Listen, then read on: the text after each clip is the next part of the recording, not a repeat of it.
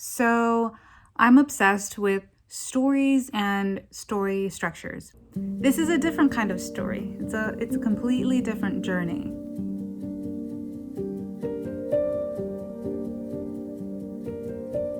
Endlessly fascinated by ancient myths and how these things parallel our lives. And I think this is why we love stories in books, in films, TV shows, theater, performances, because there's something about, seeing parts of our lives mirrored in someone else's.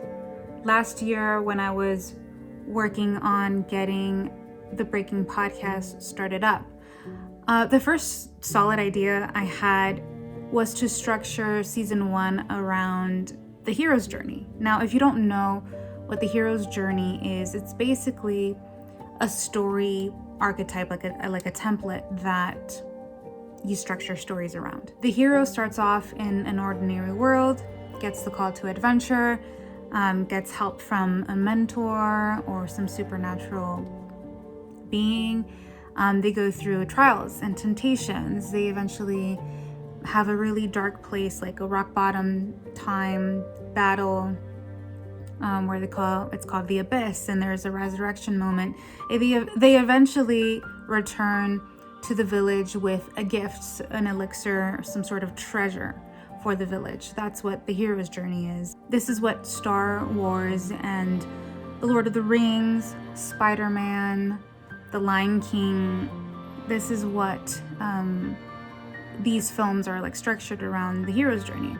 And in many ways, there are seasons in our lives that reflect the hero's journey. Times of conquering something, overcoming a challenge, defeating a villain or an obstacle. So I was going to call the first season of the podcast Breaking Open. What it would be like to live a little bit more open-hearted in this world. And I feel like that was an obstacle for myself. I tend to be a person who's very guarded. I have walls up a lot of the time, and that's a journey I've been on to trying to live a little bit more open-hearted in this world. So I thought, I'm going to structure it around the hero's journey, and that's going to be season 1 of the podcast. As I kept writing, eventually this concept of Breaking Open turned into season 3, but we never got there because I ended the podcast. I just felt like I had pigeonholed myself with this whole creativity thing, and there was a moment where I didn't even know if it was for creatives anymore. I was really kind of confused about who it was for. So it's kind of funny that, ironically, in this next project, we're kind of going to be breaking open, but not to the world as I originally thought, but more to ourselves. So this is a different kind of story. It's a completely different journey. Instead of the hero's journey, we're going on a sinner's redemption archetype story. There's a certain type of story that starts with a villain, a thief, an addict, a miser. These are stories like Les Miserables, A Christmas Carol, It's a Wonderful Life, Megamind, where our protagonist starts off in a miserable world and goes through an inner journey and finds something redemptive in the end. So Robert McKee is this author who wrote all about story, and he says these redemption type of narratives are about our compulsive pursuit of contemporary values, success, fortune, fame, sex, power, and how they will destroy you.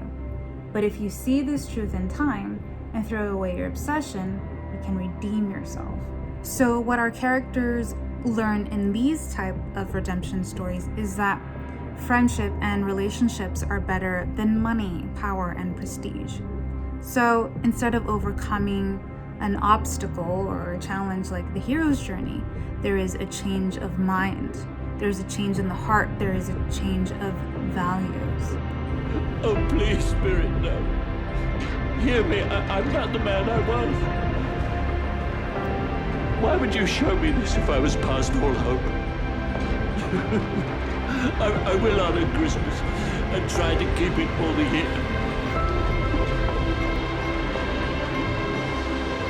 Clarence! Clarence! Help me, Clarence!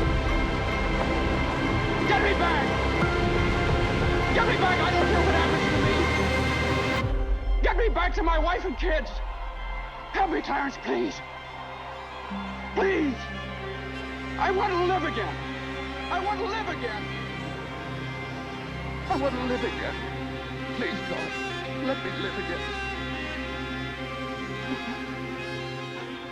So with this next project, I'm going to be sharing with you ways I've changed my mind,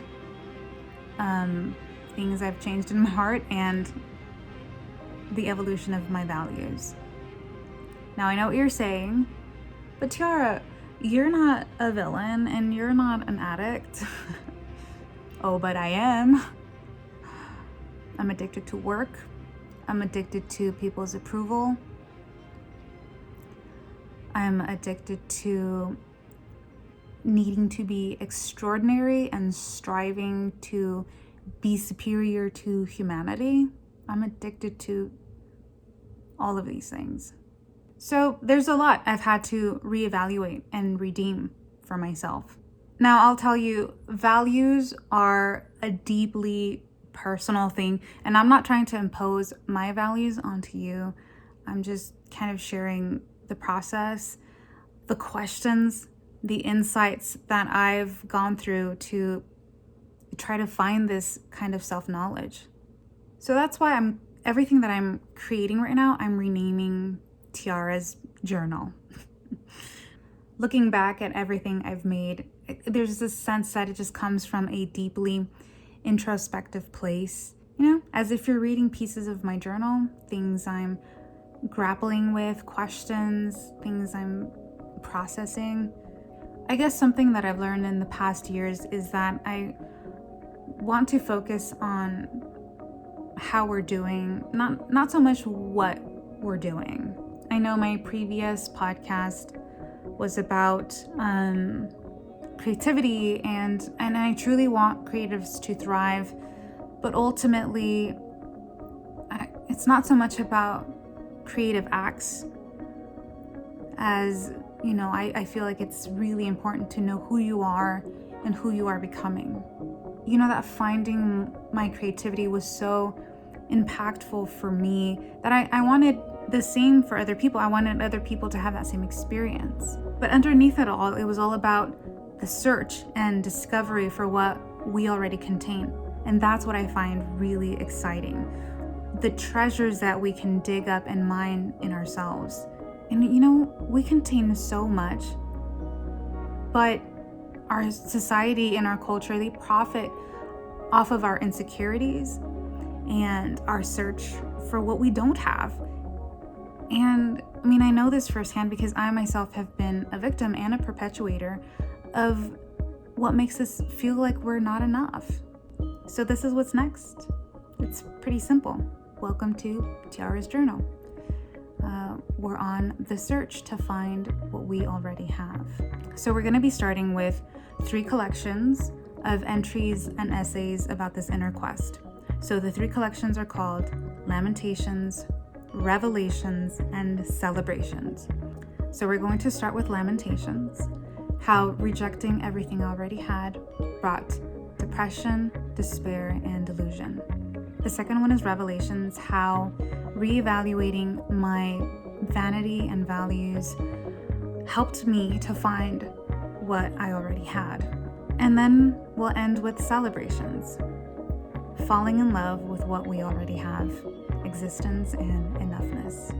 I know, super exciting to start with something called Lamentations. Yay, Tiara, so exciting. That's a great way to start.